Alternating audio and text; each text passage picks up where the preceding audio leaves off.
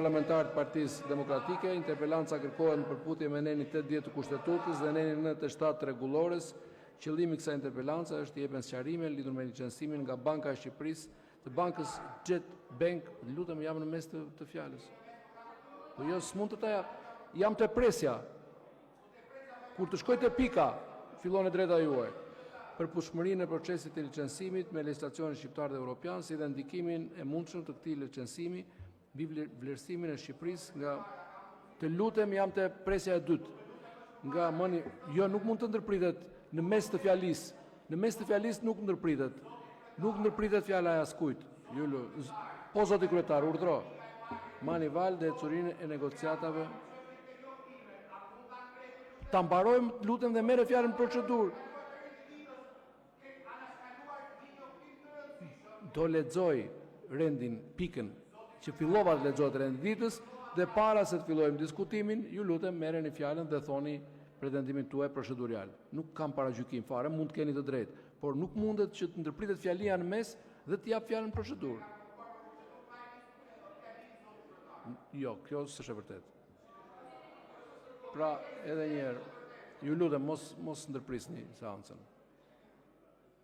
Nga Manival dhe ecurinë e negociatave të antarësimit të Bashkimit Evropian. Kryeministri ka deleguar interpelancën Ministrit të Shtetit për marrëdhënien me Parlamentin, zonjës Eriona Ismaili.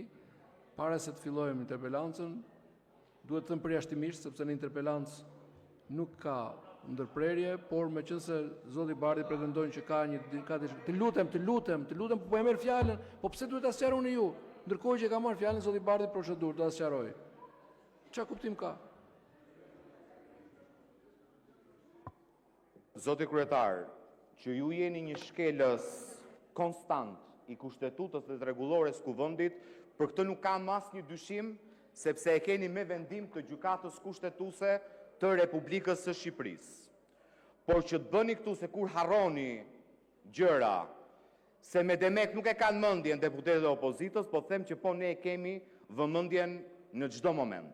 Ju i keni refuzuar, siç bëni në çdo seancë, grupit parlamentar të Partisë Demokratike, një interpelancë urgjente të thirrur me kryeministrin e Shqipërisë, lidhur me çështjen e Akshit, keni kthyer dje pas orarit zyrtar një përgjigje për grupin parlamentar, ku na jepni arsyet pse ju si kryetari i kuvendit në shkelje flagrante të nenit 80.1 të Kushtetutës refuzoni interpelancën urgjente të kërkuar me kryeministrin.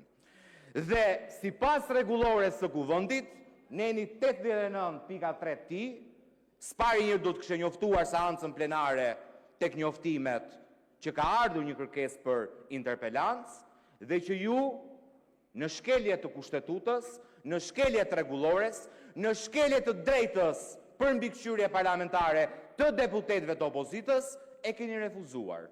Dhe të jepni mundësinë grupit parlamentar të Partisë Demokratike, sepse nuk është dakord me këto që shkruani ju këtu, të jap argumentat e veta, sepse nuk bie dakord me refuzimin që ka bërë kryetari i kuvendit. Dhe ja ku jam këtu, po e them publikisht edhe për seancën plenare, të 3 kërkesat e fundit që keni refuzuar për interpelancë, ne do t'i dërgojmë në gjykatën kushtetuese për konflikt kompetencash, sepse zotrote siç ta ka thënë gjykata kushtetuese në vendimin e vetëm para pak ditëve, në tejkalim flagrant të Kushtetutës, ke marrë përsipër të asgjësosh mbikëqyrjen parlamentare, të asgjësosh të drejtat e opozitës në këtë kuvend, të asgjësosh parlamentarizmin dhe demokracinë, dhe është përgjegjësi e juaja direkte. Nëse ju nuk keni autoritet për të zbatuar Kushtetutën dhe për të sjellë Edi Ramën në seancë plenare, jep dorëheqjen zotëri, sepse nuk e ushtron dot detyrën e kryetarit të kuvendit. Por ti nuk mundesh të rish në atë karrige në kurrizin e të drejtave kushtetuese të deputetëve të opozitës, sepse ke frikë ti thuash kryeministrit që zotëri je i detyruar të vish dhe të japësh llogari në seancë plenare, se e ke detyrim kushtetues sipas nenit 80.1 të Kushtetutës. Nuk e guxim, ki guxim të paktën dhe dorëhiqur nga ajo pozitë nga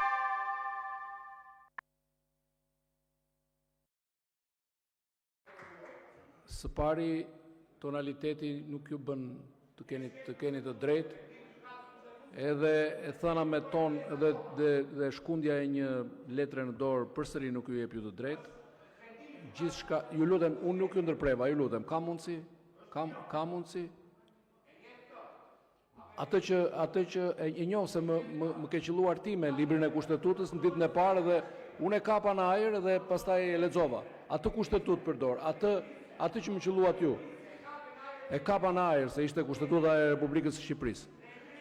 Atëherë, për transparencë të tjerëve, se ju i dini, nuk mendoj që nuk e dini të vërtetën. E vërteta është që 26 interpelanca që kanë qenë padyshim brenda drejtës tuaj edhe konform rregullores, kushtetutës, ligjit, janë pranuar dhe janë zhvilluar dhe do zhvillohen të gjitha interpelancat, të gjitha interpelancat që do të jenë konform ligjit, sepse nuk është diskrecioni i kryetarit të kuvendit, por është e drejta e çdo deputeti apo grupi parlamentar. E para, e dyta. Do t'i lestojmë sot kur të kemi një pushim, do t'ja vënë dispozicion. E dyta, i gjeni dhe të raporti ju kam quar me shkrim.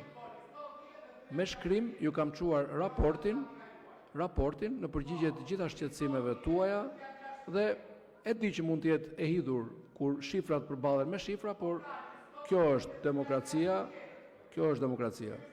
Lidhur me interpelancën që ju referuat sot, nuk ka asnjë shkelje të rregullores, larg qoftë të kushtetutës, sepse rregulloria thot kur refuzohet një interpelancë, deputeti kërkues interpelancën kërkon, siç ishte edhe rasti me zotin Sheaj, kërkon të lutem, je njoftuar mos bërtit, je njoftuar me shkrim brenda orarit të punës dhe sot, siç kemi bërë dhe në shumë raste të tjera, duhet të ngriheshit, siç u ngritët, duke e zhveshur nga ato që u thanë, të kërkoni, të reagoni, mos bërtit.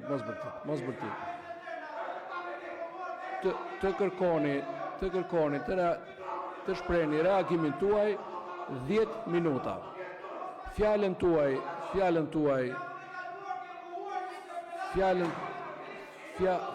tuaj këtu du ta zhvesh natyrisht nga gjithë përmbajtja politike dhe e pavërtet dhe po e marr si kërkesë për të mbajtur 10 minutëshin tuaj nuk është provokim absolutisht. Përkundrazi, unë po ju shmangem gjitha provokimeve, sepse s'jam këtu për të rënë prej provokimeve të askujt. Pra, kërkoni, procedura është, zoti Balli, lutem. Ulluni, ju lutem. Jo ti do ta marrësh vetëm nëse ta jep rregulloria dhe kryetari i kuvendit. Pra, rregulloria, po. Dhe rregulloria thot, nëse merr refuzimin për një interpelancë dhe kërkon njoftimi është bërë me shkrim dhe është bërë brenda orarit zyrtar, dhe nëse kërkohet të mbahet 10 minuta fjala për të shprehur kontestimin e vet, jepet fjala 10 minuta dhe nuk ish mohuar askujt.